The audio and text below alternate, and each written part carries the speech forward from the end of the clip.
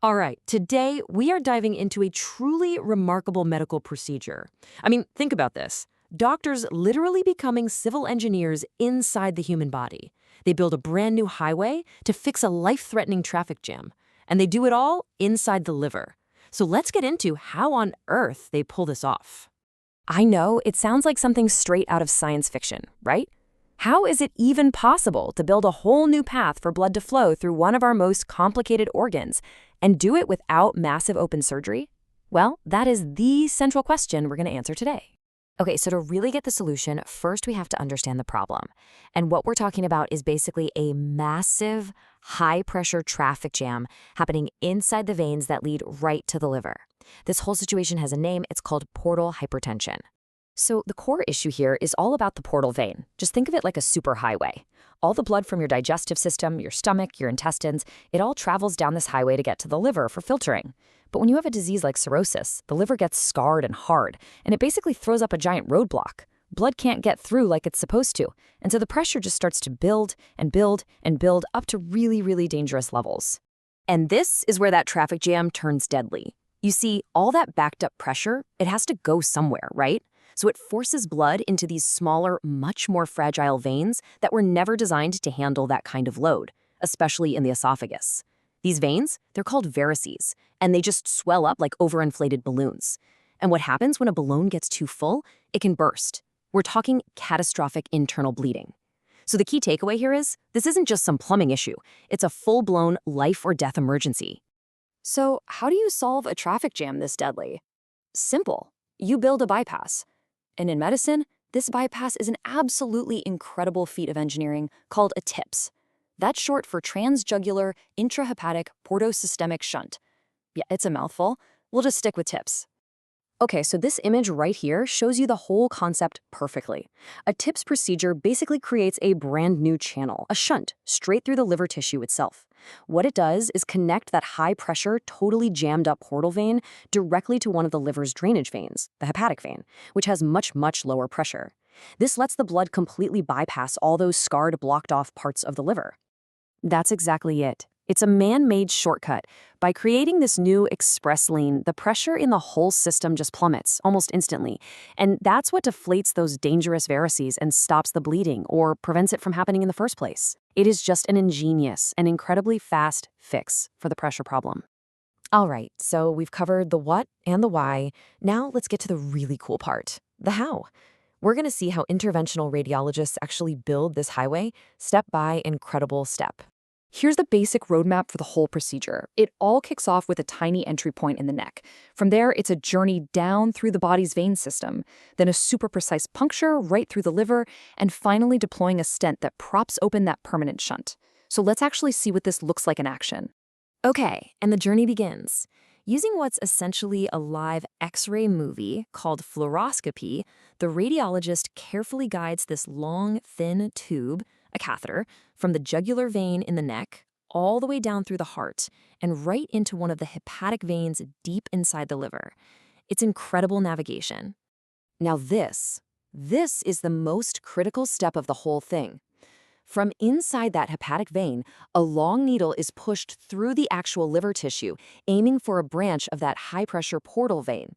And you can see right there, that little puff of contrast dye being injected, that little cloud is the money shot. It confirms they've hit the target. They're in. They've connected the two systems. So as soon as that connection is made, a guide wire gets threaded through the needle. You can think of this wire like laying down a railroad track. It secures the path between the two vein systems. From this point on, everything else, the balloon, the stent, it's all going to follow this rail to finish building the highway. And here it is, the beautiful final result. A balloon was used to expand the tract, and then a metal mesh tube, a stent, was put in place to prop that new channel open for good. That dark stuff you see is contrast dye. And look at it. It's just flowing freely from the portal vein through the new shunt and completely bypassing the congested parts of the liver. The highway's officially open for business. So the procedure itself is just an amazing technical success. But what happens next? Well, just like any major highway project, you've got incredible benefits, but you've also got some pretty significant consequences when you completely change the flow of traffic. Well, the biggest success is immediate, and you can measure it. Just look at these actual pressure readings from a real case. Before the tips, the pressure in the portal vein was way up at 23. That's dangerously high. After the stent went in, it dropped instantly to 16. The real goal is to get the pressure gradient. That's the difference between the two systems below 12. And in this case, they got it down to 6. I mean, that is a home run.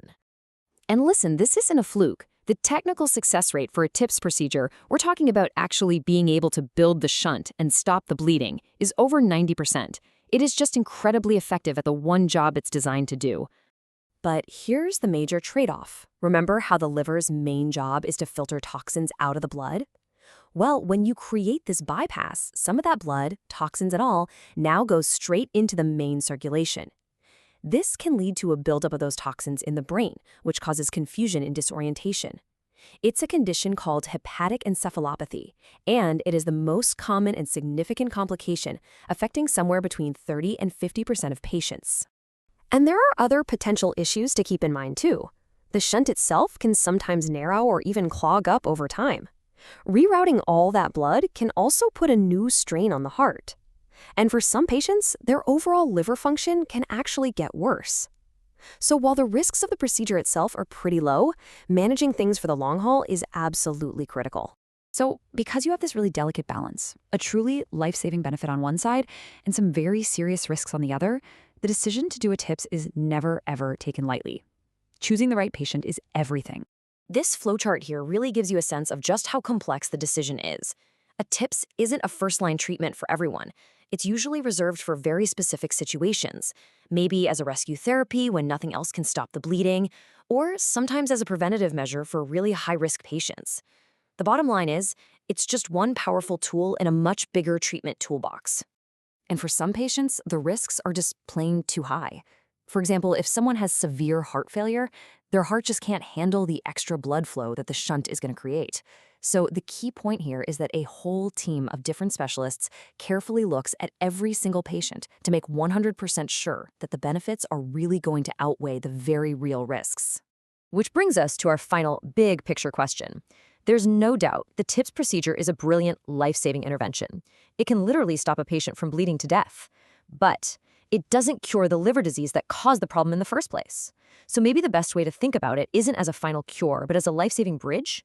You know, something that handles the immediate crisis and buys that patient precious time.